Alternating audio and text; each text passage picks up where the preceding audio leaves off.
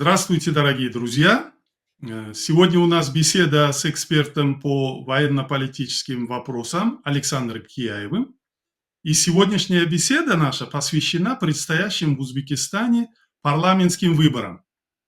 Парламентские выборы назначены на 27 октября, и Центральная избирательная комиссия допустила к участию на этих выборах 5 политических партий, зарегистрированных в Узбекистане. Это партии Народная демократическая партия Узбекистана, Узбекистанская либерально-демократическая партия, социал-демократическая партия Адолат, экологическая партия и партия Милли Тиклянаш. 5 партий участвуют на этих выборах. Мы вместе с Александром хотели рассмотреть эти выборы и предвыборную программу этих партий через призму безопасности. Хотели выяснить, как освещается военно-политическая безопасность Узбекистана в программах этих партий. Александр, добро пожаловать. И вот я хотел сразу начать с главного. Вы смогли ознакомиться с предвыборными программами этих партий? И как, на ваш взгляд, уделяют ли они внимание вопросам военной и политической безопасности Узбекистана в своих предвыборных программах? Да, с интересом их почитал, программы всех 5 партий. Почитал с интересом и снова был огорчен, как и на предыдущих всех выборах, потому что вопросы военной безопасности уже традиционно, можно сказать, в программах упущены. Даже наша правящая партия УЗЛИДЭП, которая, вероятно, будет и снова иметь ведущую позицию, не уделяет необходимого внимания всем вопросам, особенно с учетом тех последних реалий, которые проходят в политической жизни государств и нашего региона немножко подальше, и в сфере военной безопасности, которые существуют. Какие причины, сказать сложно. Тут обычно, когда люди что-то не делают, 2 основных блока причин. Это первое, не умеют, второе, не хотят. Хотя в одной из партий, вот Милли Тиклянаш, есть такой военный блок, есть у партии УЗЛИДЭП неплохой военный блок военной безопасности, а 3 партии, Адолат, Народно-демократическая партия, экологическая партия, вообще об этом не упоминают. Как будто этой проблемы нет. Возможно, они хотят, потому что они не видят в этом необходимости, пытаются сузить свои заботы и свои внимания на конкретных вопросах, те, что считают более необходимым, или в том, чем они лучше разбираются. Возможно, не хотят беспокоить население, поднимая этот вопрос, потому что, может быть, и нет запроса населения. По принципу, мы мирные люди, нам нужно разобраться с работой, с заработком, с экологией, а это нас не беспокоит, и мы не будем. Или, извините, может быть, не разрешают партиям входить в эту сферу. У некоторых партий, потом мы говорим, проговаривается, что мы будем поддерживать политику. Извините, чью? Вы идете в парламент, вы должны эту политику формировать. Даже если вы понимаете, реально относитесь к тому, что ваша партия не станет лидирующей, не станет правящей партией, но вы все равно должны будете поддерживать политику каких-то партий, которые будут иметь больше вес в парламенте. Что именно вы будете говорить? И не говорить вообще об уровне угроз, которые есть для страны, о общем. Тоже сложно. От кого мы будем защищаться? От кого мы чувствуем безопасность? И почему эта проблема меня так беспокоит? Мы еще в 2014 году смотрели, одна из проблем была Украина, внешнего вторжения, потому что Украина жила в кольце друзей. Все друзья. У нас сейчас тоже все друзья, это хорошо. Но тогда зачем мы содержим вооруженные силы? Нет, тем более, я вот тоже об этом подумал. Прошлые парламентские выборы проходили в период, когда в мире было относительно спокойно. Да. Не было войны в Украине. Ближний Восток был более-менее, развитие там было более-менее мирное. Но после этих выборов сейчас мир очень неспокойный.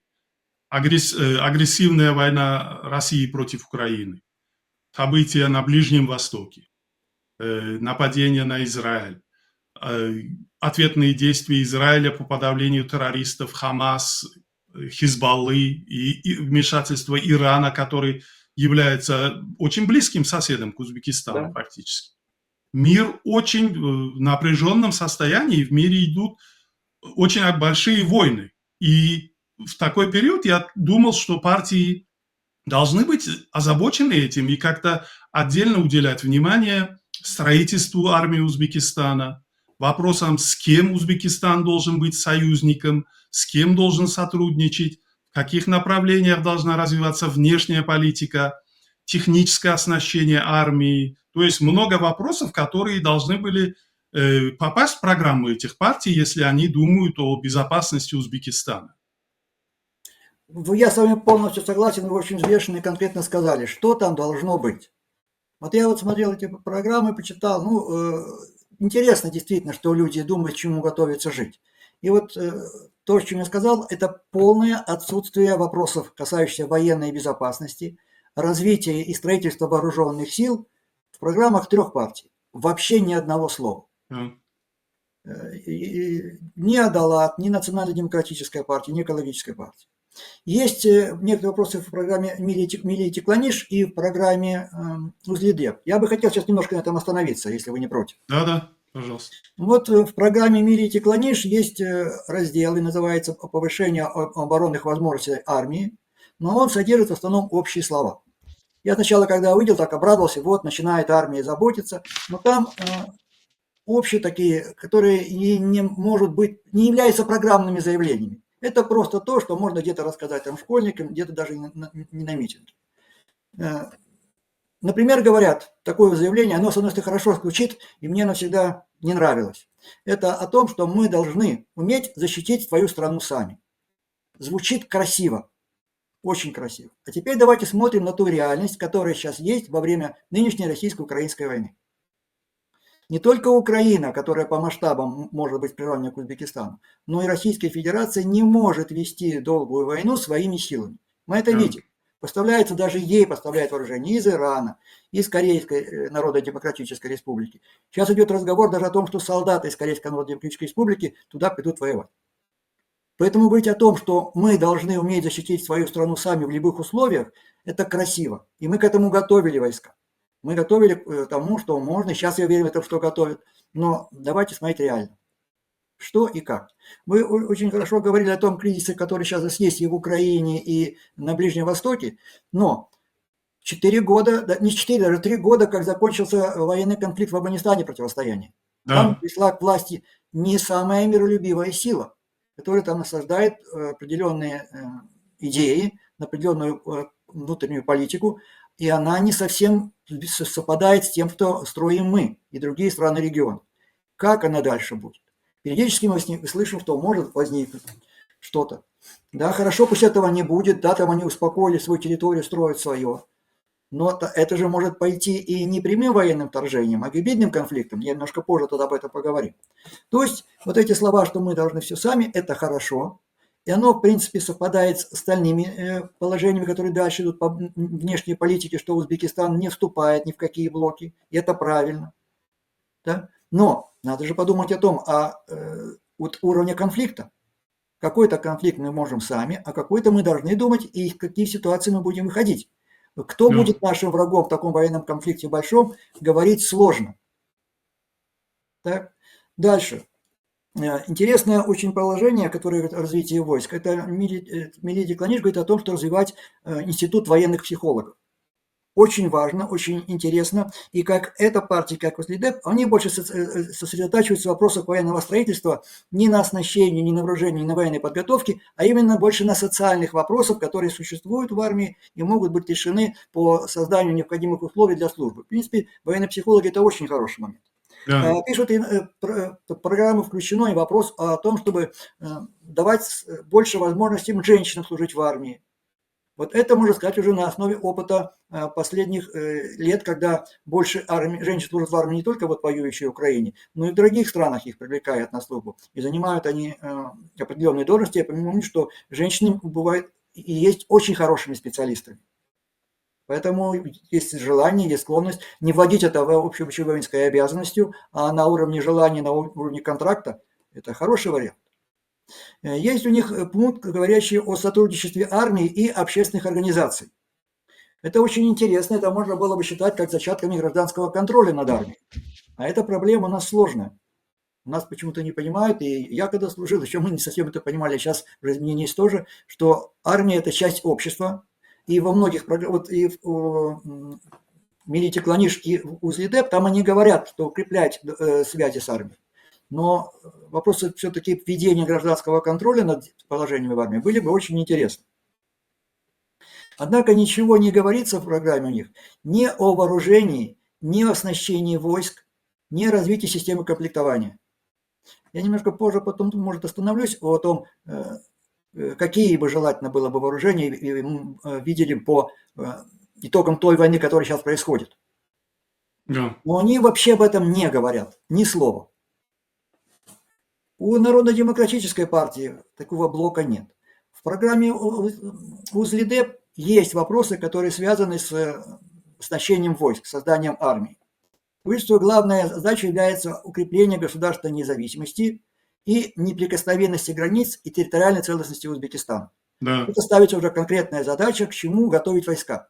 Потому что для военных очень важно, к чему мы готовимся, к какой войне, на каком уровне. И от этого будет все идти. И эта задача будет ставиться не военными, эта задача ставится политиками.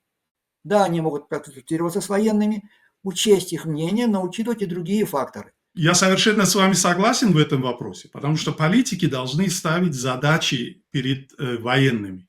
Это политические партии, которые сидят в парламенте, будут разрабатывать стратегию национальной безопасности, военную стратегию.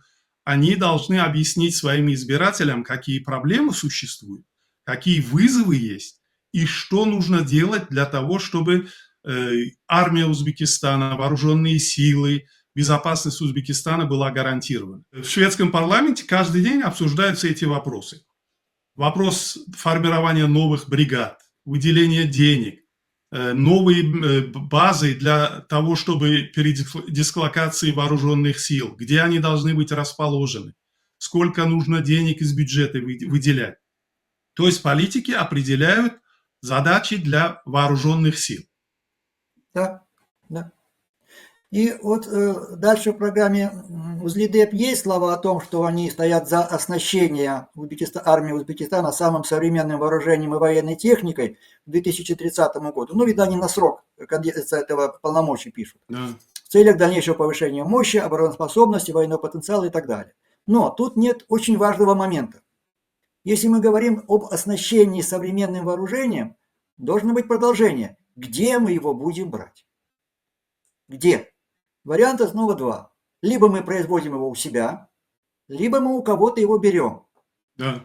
И тут, и там проблемы возникают, потому что у себя военная промышленность Узбекистана еще не настолько развита, что все себе необходимо надавать.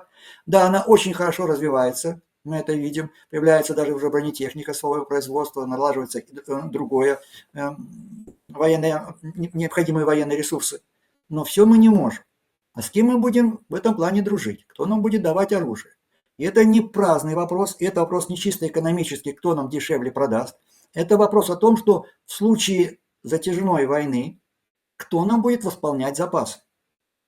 Потому что перешли мы на один тип самолетов с его авиационным вооружением, там одни снаряды. Как сейчас в Украине была проблема первого года, когда стали поступать гаубицы натовского образца, а снарядов под них в Украине нет. Они только сейчас наладили уже производство. Так и тут. Оснащает армию Узбекистана новым вооружением. Откуда? А вот этот момент вообще упущен. И если он упущен, то похоже, что это останется на уровне просто слов. Или это будет сделано не кардинальное улучшение, а отдельные какие-то поставки.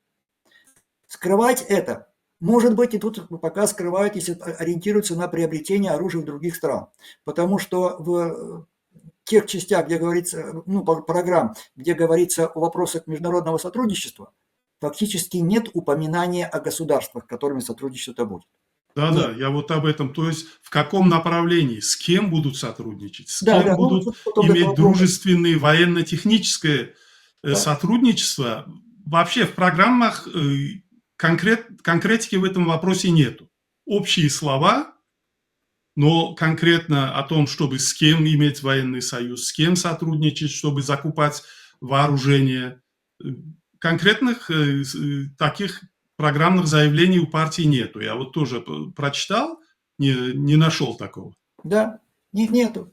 А это ну, должно быть хотя бы, даже если не указываются конкретные страны, хотя бы на этом уровне.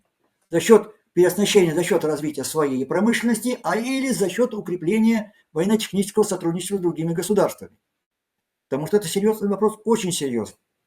И все войны показывают, при возможности что-то надо иметь у себя. Хотя бы вот Да, эти же просто производство патронов, производство топлива. И с этим же связаны вопросы создания запасов.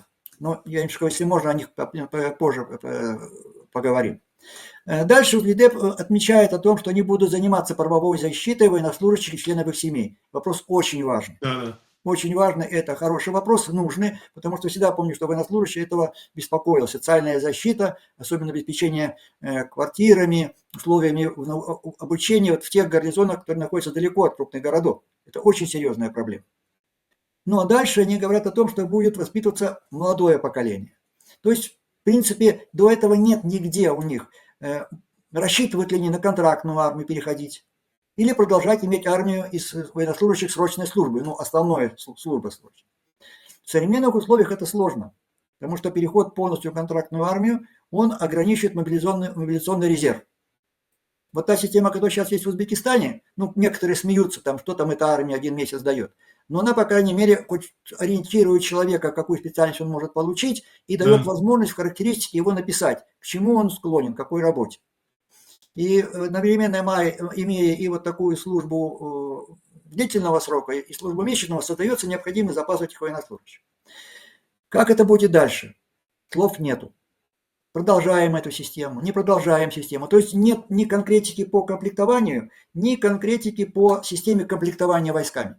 Не говоря уже тем более о создании необходимых там резервов мобилизационных на случай войны. Вот только две партии, УЗЛИДЕП и Милити Клайниш, может что-то упоминают о вопросах именно военного строительства.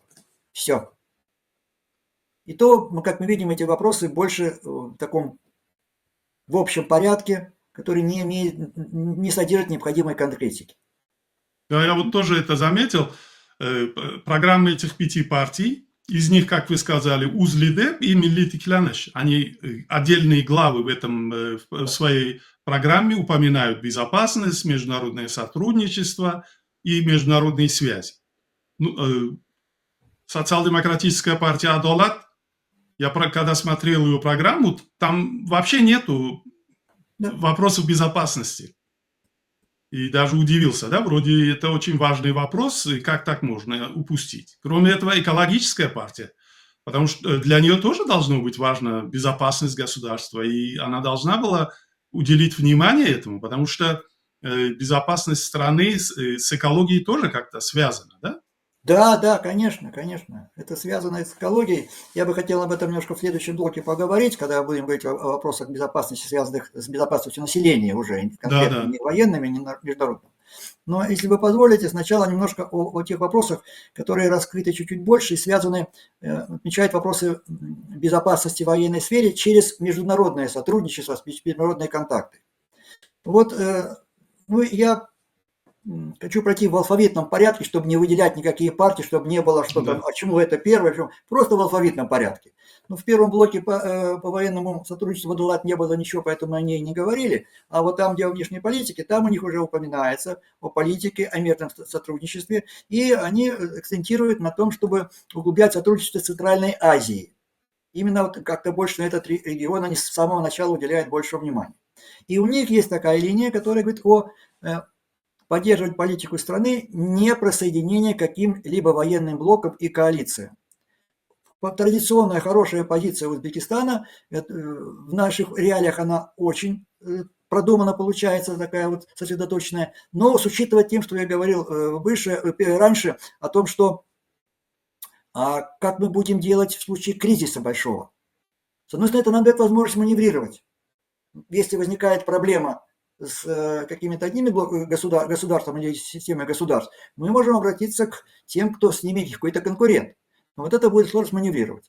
Ну и вот тут я вспомнил, недавно было в социальных сетях сообщение о заявлении заместителя председателя Сената Акмаля Саидова о неприсоединении к ЕАЭС, Европейскому экономическому сообществу, о том, что не будет присоединяться. И там же говорилось о том, что не будет присоединяться и к другим никаким блокам.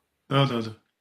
А вот дальше Далат пишет о том, что оно будет укрепление политических, экономических и гуманитарных связей Узбекистана с зарубежными странами. Но с какими даже намека нет. Если исходить из того, что выше говорилось о Центральной Азии, то неужели это будет только с государствами Центральной Азии?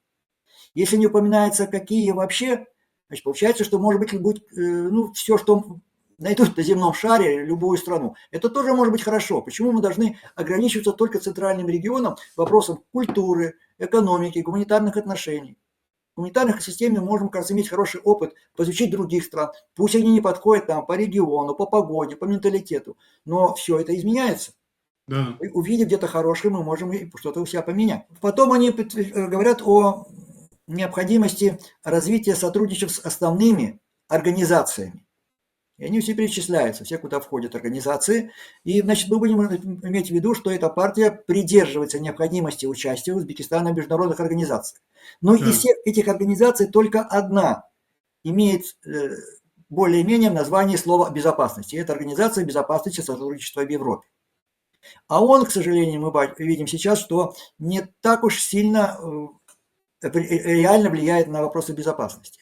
ОБСЕ тоже оказалась неспособной влиять на вопросы безопасности, к сожалению. Все останавливалось на уровне наблюдения. Да, наблюдали, зафиксировали, все. Это проблема современных международных организаций, которые не имеют рычагов реальных влияний. Агрессия России против Украины, события на Ближнем Востоке показали, что международные организации, такие как ООН, ОБСЕ, фактически бессильны. И вот в связи с этим, раз мы начали говорить о том, что в мире происходят войны, да, такие крупные войны на Ближнем Востоке и в Европе фактически тоже война идет. Да. В программах этих партий ничего конкретно не сказано. Как надо решить эту проблему, какой выход должен быть из этой войны в Европе и на Ближнем Востоке. И вообще, эта тема не упоминается вообще, как будто в мире этих событий нету. Я думаю, это неправильно, потому что если есть политическая партия, которая будет влиять на жизнь в Узбекистане, на политическую жизнь, на законотворчество в Узбекистане, они должны учитывать и говорить о тех проблемах, вызовах, которые есть в мире, и предлагать свое решение. И через это они будут обеспечивать безопасность Узбекистана и помогать в выработке внешней политики Узбекистана. Безусловно, это так должно быть, потому что каждый новый выбор – это не попытка устранить недостатки предыдущих, это уже реакция на новые ситуации, на новые угрозы, которые возникают в мире. Не обязательно очень близко в своем регионе, но которые могут на него повлиять. А мы видим, что обе эти войны и на Ближнем Востоке, и в Украине, они существенно влияют. Они влияют и не только на эти регионы, а и на другие страны, и совсем с другой стороны земного шара. И на экономические вопросы, и на политические вопросы, которые взаимно влияют один на другой. И там то прекращаются политические взаимодействия, потому что экономика разорвалась, то наоборот начинаются политические такие споры, конфликты через то, что экономика не дает какие-то результаты. Мы же тоже это видим, что вот сейчас война в Украине, вроде война в Украине, да, а еще в первые же годы она повлияла на продовольственные вопросы в Азии и в Африке, куда Украина поставляла зерно. И именно поэтому было зерновое соглашение для того, чтобы перевозить. Нет уже такого в нашем мире, что это далеко, это меня не касается. Это близко, это меня касается все равно. В каком-то мере коснется. Вот как раз снова же звучит красиво.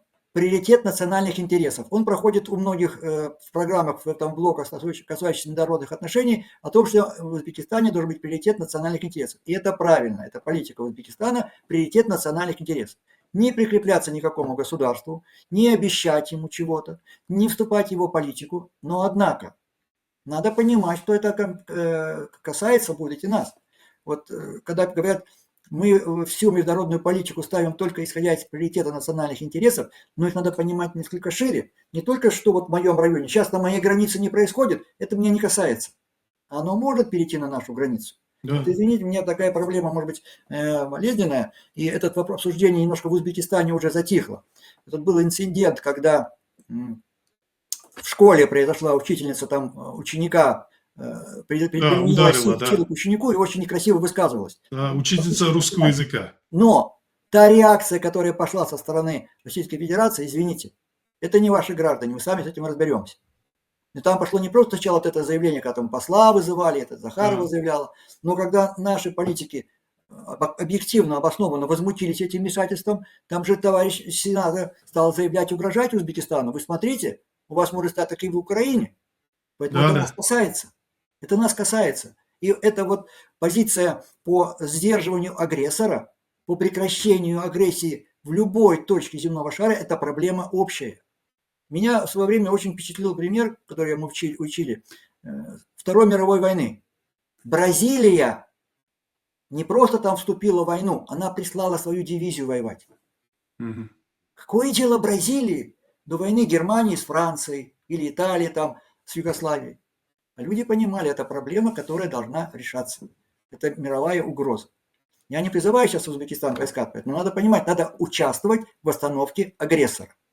Да, тем более Узбекистан не только косвенно, а как-то и явно участвует в этом через тех граждан Узбекистана, которые, живя в России, записываются для участия в СВО и сражаются на стороне России против Украины, являясь гражданами Узбекистана. И таких случаев очень много.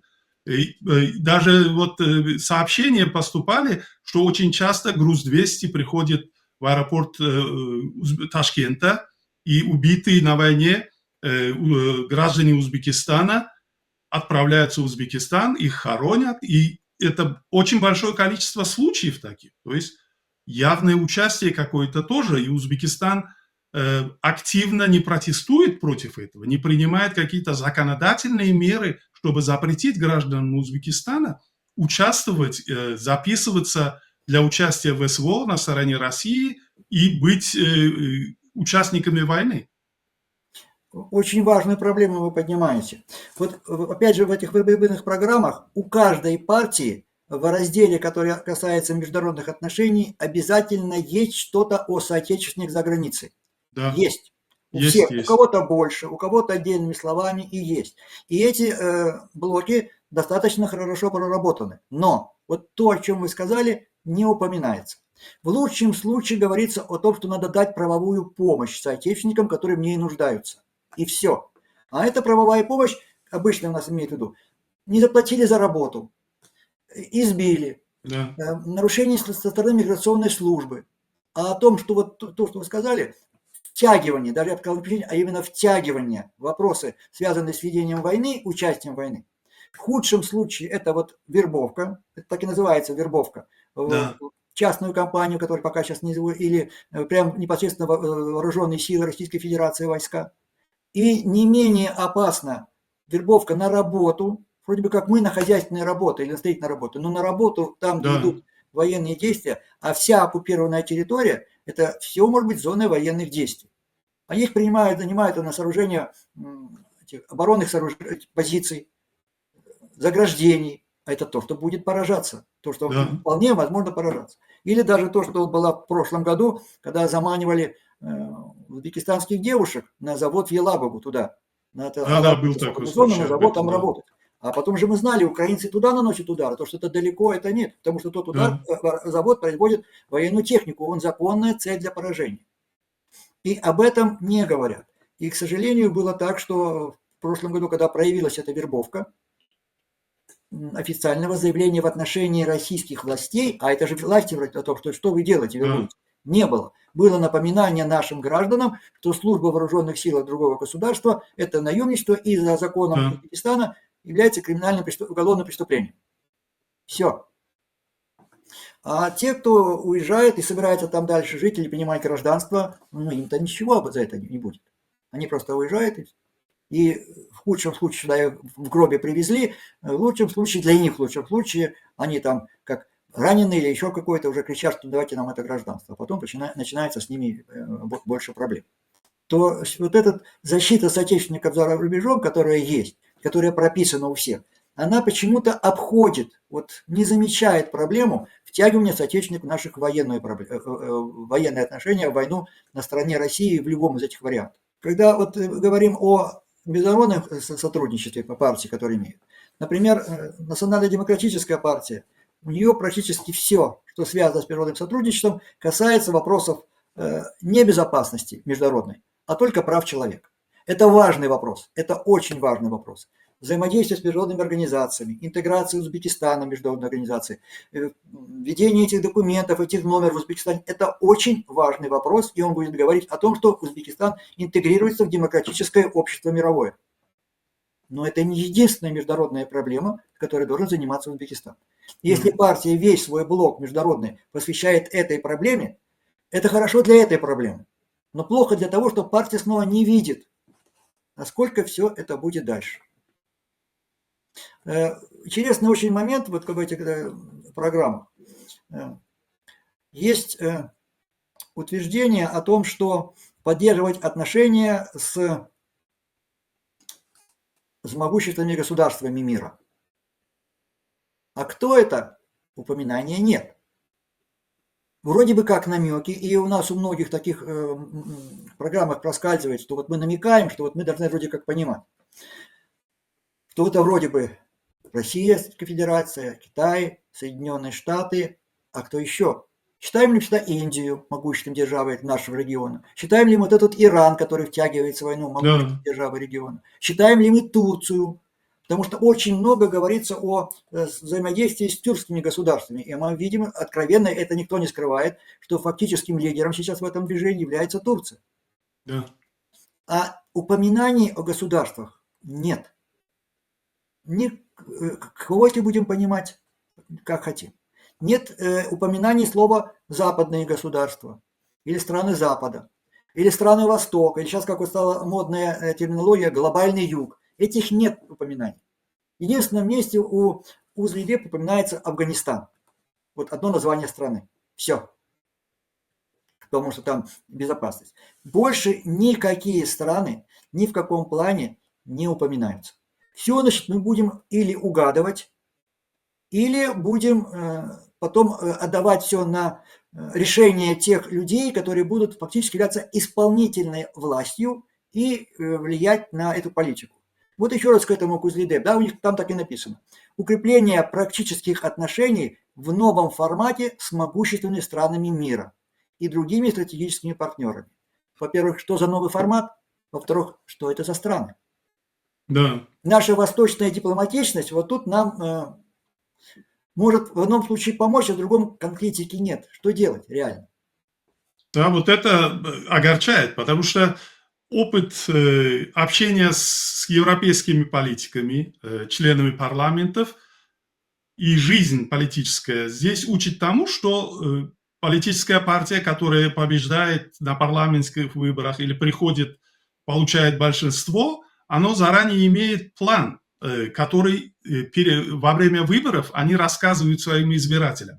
И ты знаешь, что если вот эта партия получит больше голосов, то политика будет идти в этом направлении. Сотрудничество будет с этими странами. А если другая победит, то которая выступает, скажем, за сотрудничество с социал-демократическими направленностями, то сотрудничество будет идти с другими государствами, скажем так, да? И они конкретно говорят, с кем надо сотрудничать, как сотрудничать. Но в программах, предвыборных программах политических партий Узбекистана, как вы сказали, нет конкретики. И в основном это общие слова, из которых невозможно сделать конкретный вывод. Можно трактовать его и так, и эдак. Вот это странно, да? И у меня такое ощущение, в начале 90-х, когда были более-менее свободные выборы, партия Берлик, участвовала мы, наши активисты, я сам был депутатом Верховного Совета СССР, приходил на заседание Верховного Совета Узбекистана и разговаривал с депутатами, и говорил, что надо вот так сделать, надо вот так сделать, надо принять такой закон, надо потребовать внести поправки к закону в таком направлении. И депутаты там говорили, да, а нам какое дело? Есть президент, он как скажет, так и будет. Вот это вот, к сожалению, вот это сохраняется вот эта тенденция, когда не просто люди, вот обычное население, но даже депутаты не хотят понять свою ответственность. Да. Он понимает эту должность как просто почет и уважение, но не хочет нести ответственность за то, что будет дальше. Вот.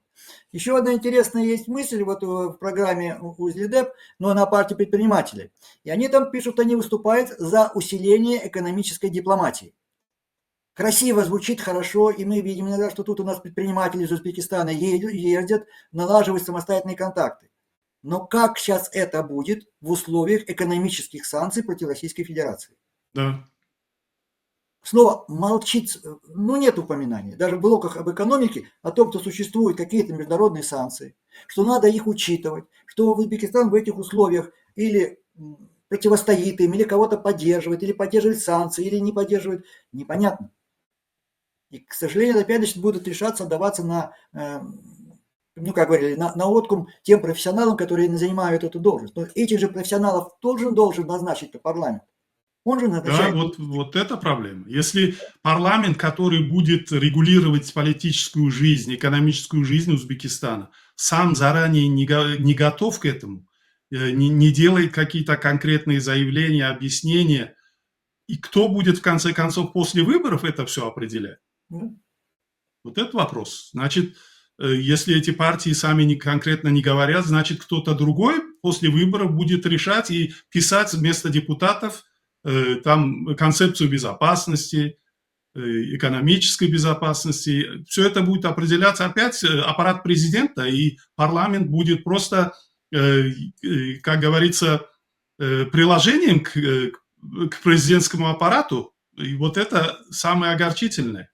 Да, вот это и не дает дальше возможность развиваться, потому что, да, люди есть, а действия нет. Ну и вот когда вот все это посмотрел, военный блок, международный, вот вышло то, о чем мы говорили. Полностью игнорирование не только вопросов военных, а вот именно в международной системе фактов происходящих сейчас войны. Вот мы говорим, санкции есть, все знают, что не есть, а что с ними делать, не говорится. Да. Война идет в Восточной Европе, в Украине и на Ближнем Востоке. Что в этой ситуации конкретно? Снова нету. Поэтому не учитывается ни фактическая невозможность государства самостоятельно вот это вести войну в течение длительного времени, невозможность создания такого достаточного количества запасов, которые были бы без отсутствия своей военной промышленности. Потом мы говорили, что вот мы за переоснащение армии. За счет чего? Нет. Да, это огромные средства нужны для этого. Да, это очень огромные средства, это большие-большие деньги на создание этих запасов, на их обновление. Они должны обновляться постоянно. Да. Дальше. Да, мы сейчас живем в мире, но помним, что до того, как это стало активное нападение на Украину, Российской Федерации, и вот это обострение конфликта в Палестине, долгое время шла активная гибридная война. Слово «гибридная война» мы все говорим, но ни в одной программе об этом ни слова. Да. Ни как о гибридной войне, как комплексе этих методов войны между государствами, которые вооруженные силы не принимаются, а борьба идет. В идеологическом поле, в психологическом поле, в экономическом поле. Ну, извините, так, если очень страшно говорить, то вот то, что происходит в нашем регионе, в Центральной Азии, близко к Узбекистану, между Таджикистаном и Киргизстаном почти каждую весну в отношении распределения воды, это элементы войны. Это они переходят периодически военные и вооруженные перестрелки. Помню, там уже доходили до уровня нескольких сотен военнослужащих приходил. То есть, значит, какая-то вот эта борьба идет.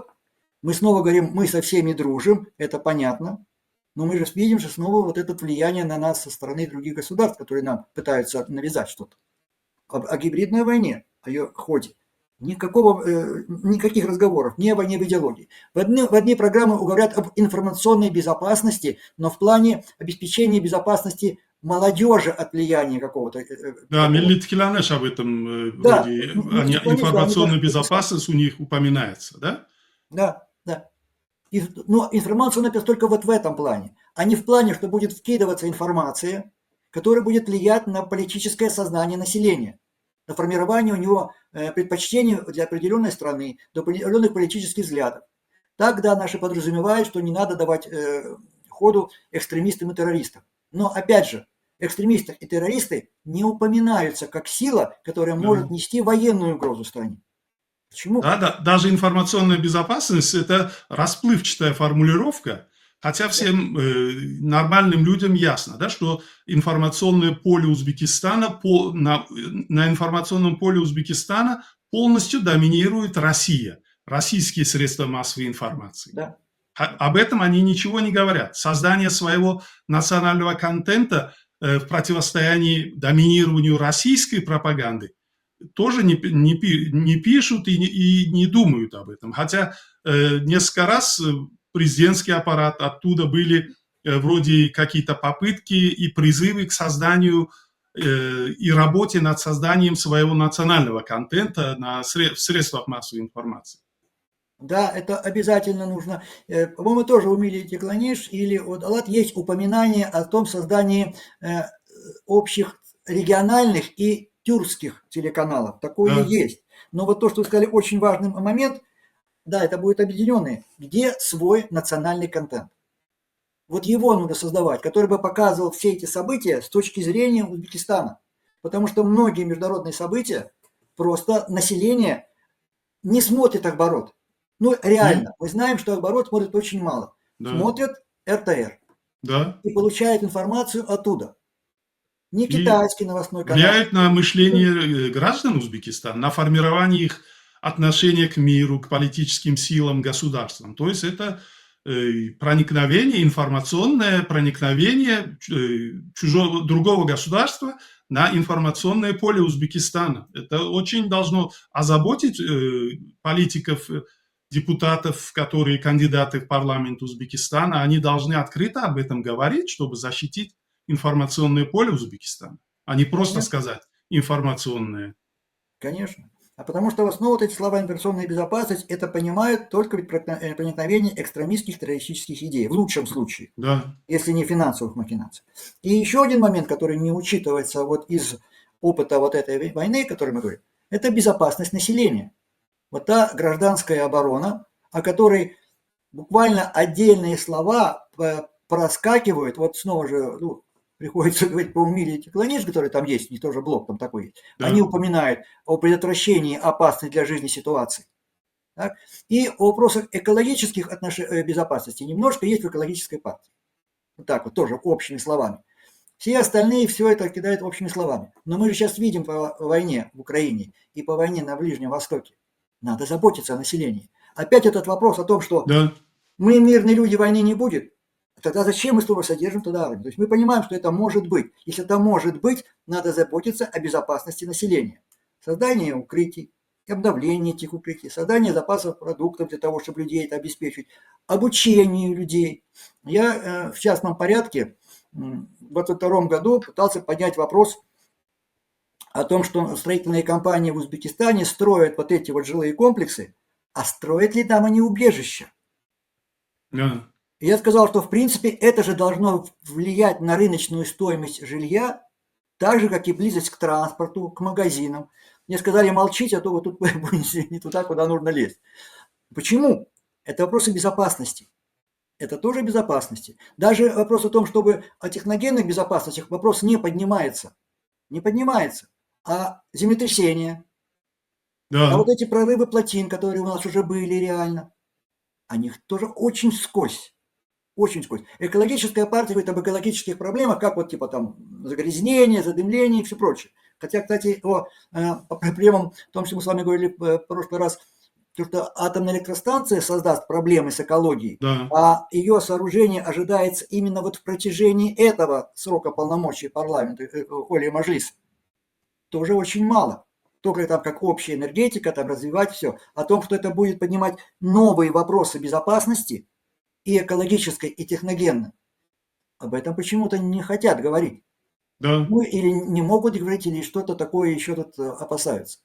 И вот это все Ну, мне говорит о том, что вопросы безопасности, как военной, так международной, так и безопасности населения от техногенных аварий и вот, возможного варианта, ну, пусть никогда не будет, но мы же не можем полностью исключить. А, как говорится, Военных, береженного Бог бережет. да, пусть оно будет в запасе.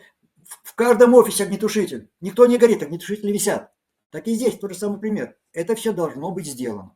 И оно должно быть подготовлено, должно обслуживаться. Да, можно подумать, как их в мирное время, в спокойной обстановке использовать для двойного назначения. Можно детский клуб в этом же подвале открыть, который подготовлен хорошо, там тренажерный зал, давать бабушкам на встречи, там кружки по вязанию, на что угодно. Но нам место должно быть подготовлено. Да? Вот безопасность населения, безопасность учреждений в Швеции, я вот заметил, они очень большое внимание этому уделяют. Да? Например, в школе ребята знают, в случае пожара, в случае, скажем, тревожного звонка, куда им идти. Каждый класс знает точку, в которой их класс должен собраться, где раз в месяц или раз в месяц проводят учения, и класс выбегает, они знают, да, там пронумеровано во дворе школы, где им надо собраться, пересчитать. То есть и даже в рабочих местах, в рабочих учреждениях, на строительстве, на базах, да, работники работают, и учения обязательно раз в месяц делают, да, чтобы люди знали досконально, что им делать в случае опасности, куда выходить, как спасаться. Вот об этом в Узбекистане очень мало пишут и говорят, да.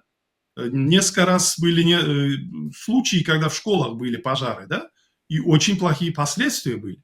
Были Да, землетрясения, ученики не знали, куда бежать. Некоторые ученики от страха со второго этажа прыгали. Были такие случаи. да, И вот это тоже является вопрос безопасности населения. да, да. Документы, в принципе, эти есть, они в Узбекистане есть, я их, уверен, видел и знаю, что. Но, опять, если на это о них молчат на уровне высоком, Да, то, соответственно, к ним будут так и относиться на местах. Есть документ, ну, там, типа, формальный приказ, формального там, вот там у нас где-то что-то есть, которое мы годами не проверяли. А, ну, пусть никогда не будет, но это все может да, быть и во время чрезвычайных ситуаций. Это может быть и вот и при том же при пожаре, при урагане. Он как ураган сейчас идет в Америке, сносит. Тоже люди прячутся в этих укрытиях. да, То есть этот вопрос, вопрос и этой безопасности, он прошел практически да, мимо. То есть вопросом безопасности, к сожалению. А мы тут еще не говорим о вопросах внутренней безопасности. Нет же слов и о терроризме, об угрозе терроризма, об угрозе экстремизма. С одной стороны, может быть, хотят показать людям, чтобы успокоить, что этого нет. Но извините, а как тогда у нас там то одного писали задержали, то другого задержали как экстремиста? да. Значит, есть. Почему опять это не вносится на такой уровень? Показать, что Ясно. все хорошо? Ну, Александр, мы уже беседуем почти 55 минут. Смотрите, как Да, быстро время пролетело. Надеюсь, до 27 октября, до дня выборов, кандидаты в депутаты парламента, политические партии, которые составляли эти программы, и мы с вами вместе критически их изучили и высказали свои предложения. Надеюсь, они смогут посмотреть наше видео и учтут в своей дальнейшей работе, политической жизни то, что мы сегодня сказали, учтут наши озабоченности и будут уделять больше внимания вопросам военно-политической безопасности Узбекистана. Депутаты, они являются законодателями. Закон определяет дальнейшую жизнь республики, страны. И нельзя депутатам считать, что они не решают ничего. Все решает президентский аппарат. Нет, депутаты определяют законодательную жизнь страны. И они должны через свои законы управлять государством и влиять на президентскую власть. да. Сегодня мы, я думаю, провели очень важную беседу. Большое вам спасибо, Александр, за Вам то, что вы спасибо. уделили время. Будем оставаться на связи и будем вместе организовывать новые беседы по вопросам военно-политической безопасности Узбекистана, Центральной Азии и вообще нашего региона. Огромное вам спасибо. Rahmat, sog' salomat bo'ling. Rahmat, salomat bo'ling.